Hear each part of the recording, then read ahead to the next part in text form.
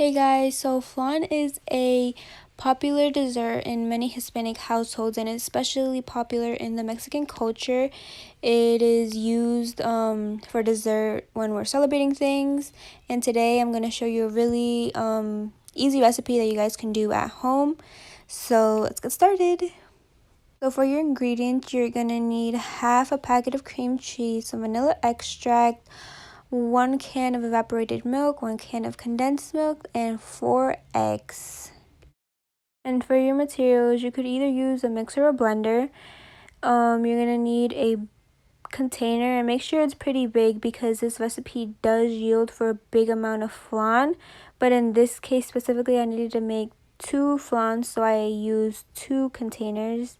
And I forgot to put in the video that you're going to need another container bigger than the one that's going to be filled with flan, because you need to cook the flan in water in the oven, and I'll show you guys how that is later.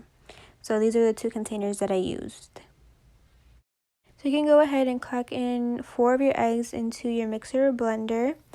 Then you're going to put in a whole can of evaporated milk. Then you're going to put in the condensed milk, but if you want it to be on the sweeter side, you can put in the whole can of condensed milk, but it's not necessary. I only put 2/3 in because I didn't want it to be that sweet.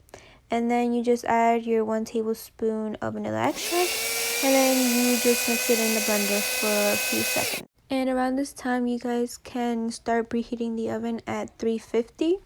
And the reason why I didn't put in the cream cheese in yet is because some of my family doesn't like the flan to be too creamy. So this is the batter without it, and after you're done mixing everything, you just put it in the container. You can put all of it or just a little bit like I did. And it should be ready to go into the oven, but I'll also show you guys what to do if you do want the flan to be more creamy. And yeah. This is what it should look like in the container. Now this part is optional, but you can get about half a cup of sugar and caramelize it on the stovetop by just heating up the sugar and letting it turn into a thick syrup consistency. And you're going to put that in the bowl before you put in the flan mixture.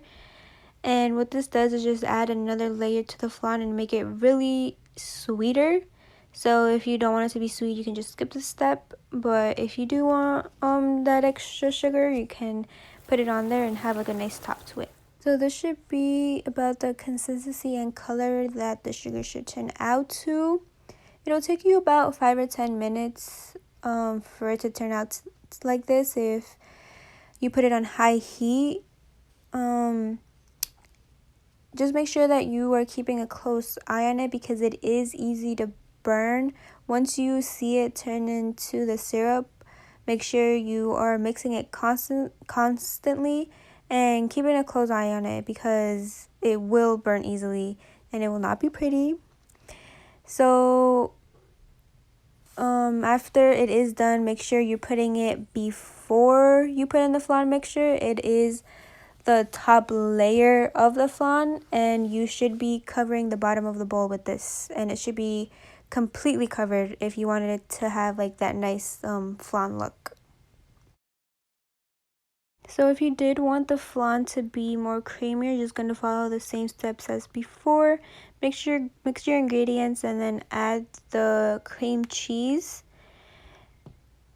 and then you're going to put it in the blender and mix it in just for a few seconds, just enough for the cream cheese to blend in with the mixture. Now this is just me putting into the bowl, like I said, and this is the bowl being put into another bowl with water filled about 2/3, and you just put that in the oven and I also put the other flan, but I didn't take a video of that, and it'll take you about an hour, and this is what it turns out like. And this is it being cut. And hope you guys enjoyed this and make it at home.